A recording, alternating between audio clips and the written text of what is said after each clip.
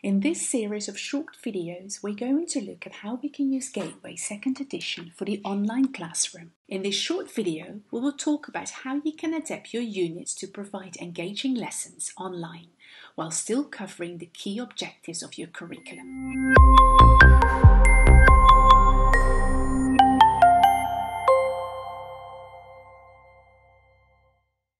The first thing to figure out as a teacher is what your remote teaching context is like. This is important if we want to plan lessons that are achievable in our context.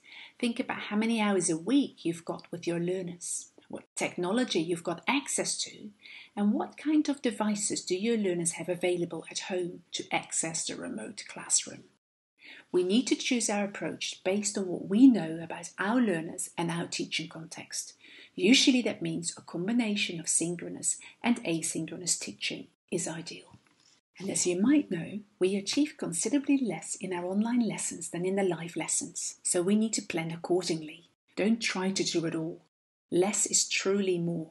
What really matters when planning your online lessons is that you start planning your sessions with the end goal in mind. What do my learners need to achieve by the end of the course according to the curriculum or the exam they are preparing for?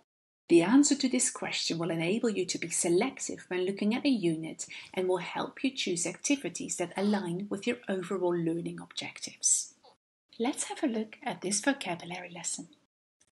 In most cases, vocabulary and grammar lessons can be taught online in a very similar way to how you would teach these in the face-to-face classroom, but some of the activities could be done by students at home. Students could prepare for the lesson by checking, for example, the meaning of words. They could find word families or even check the word stress in, for example, the Macmillan Dictionary online.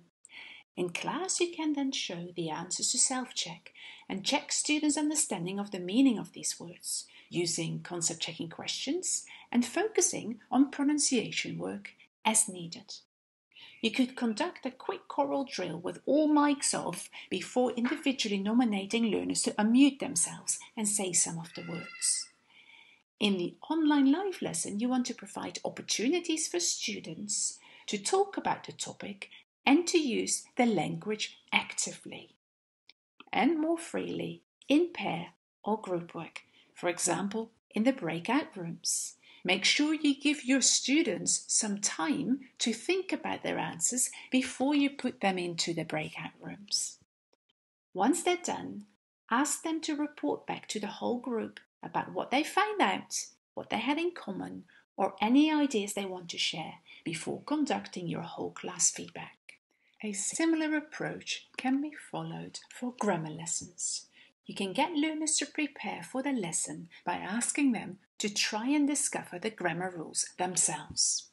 In the live lesson, you can then focus on checking the answers and further establishing or checking the meaning, form, and pronunciation as needed.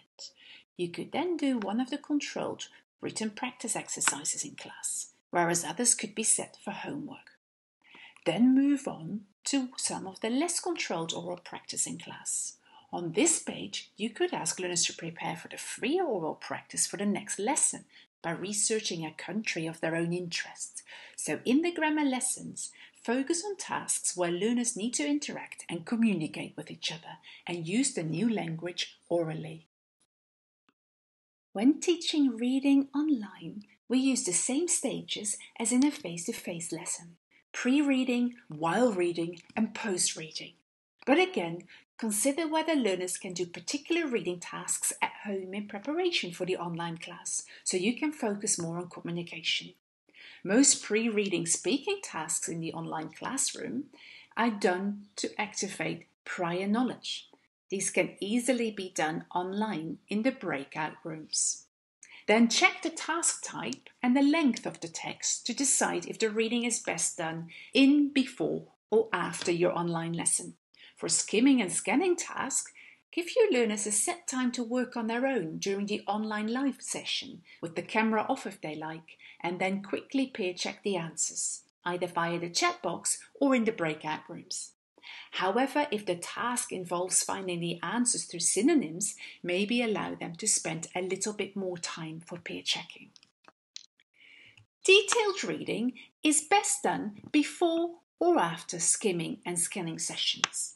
Then in the online lesson, you can send your learners to breakout rooms to compare their answers and justify these. Bring your students back to the main room, elicit their answers and justification, and jump in if they need your help here. The follow-up speaking task could then be done in the live online session. The live task in this example could be prepared at home, and in the next online session it can be shared. Or you could ask your students to record their presentation and upload it for others to listen to and comment on. The approach to teaching listening online is very similar to teaching reading. Listening is stage-like reading, so check if your students can complete or prepare some of the pre-listening tasks before class. In class, in the breakout rooms, you can do the initial speaking tasks before the listening. Then check that students can hear the audio and video files.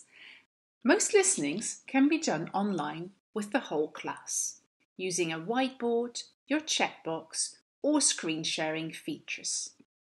Allow your learners to peer check their answers in the breakout room after listening, or ask them to write answers in the private chat box for you to see, so you can focus on what matters the most in whole class feedback. The follow-up speaking task can be conducted again in pairs or groups in the breakout room. If you have breakout rooms available, your speaking lessons online will be very similar to your face-to-face speaking lessons. Group your learners into the breakout room for speaking, pop in to monitor and gather some ideas for feedback. When your learners return, ask them to report on their ideas and what they talked about before conducting feedback. Most important is that before you send them off to the breakout room, your students understand exactly what it is they need to do.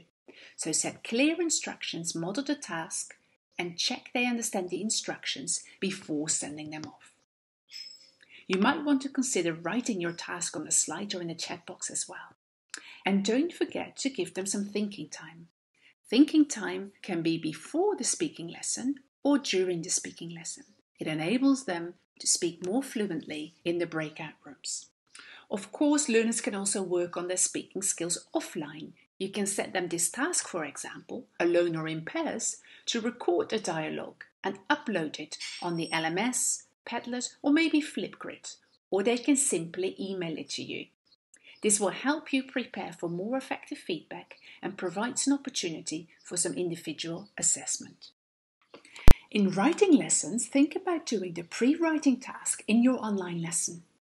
Students might be talking about the topic in a personalized way in the breakout rooms.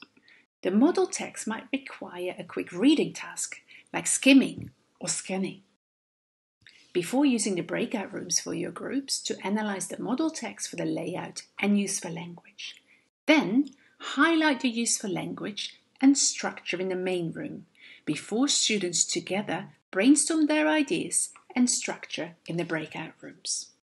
You may wish to set the actual writing task for offline work or set a collaborative writing task. For example, use a shared Google document where each student is able to write at the same time on the same document outside the online classroom.